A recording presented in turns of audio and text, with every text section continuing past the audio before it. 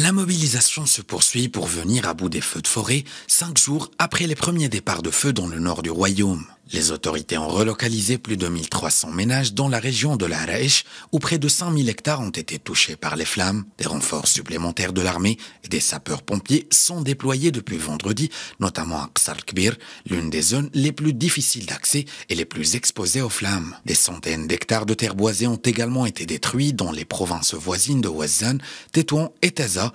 Et pour cause, ces feux sont attisés par des températures très élevées approchant les 40 degrés et des rafales de vent violentes. Dans les airs, 4 bombardiers d'eau canadaires de l'armée et 4 avions d'épandage turbo-trush ont été déployés à raison de dizaines de rotations. Il faut ajouter au dispositif plusieurs centaines d'éléments de la protection civile, des eaux et des forêts, des forces armées royales et de la gendarmerie, assistés des autorités locales et de bénévoles, toujours mobilisés pour tenter de stopper l'avancée des feux. Selon les autorités locales, cette mobilisation se poursuivra pour secourir les habitants des douars sinistrés. Pour l'heure, les unités au sol se concentrent sur le creusement de tranchées pour empêcher la propagation des feux et à l'arrachage des plantes inflammables. Des équipes de permanence ont aussi été formées pour assurer le suivi et la surveillance des zones ayant fait l'objet d'interventions par crainte de nouveaux départs de feu sous l'effet conjugué de la canicule et des vents forts.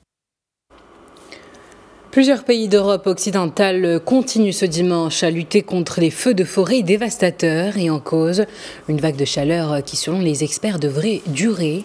En Espagne, une vingtaine d'incendies de forêt font toujours rage et restent hors de contrôle dans différentes parties du pays.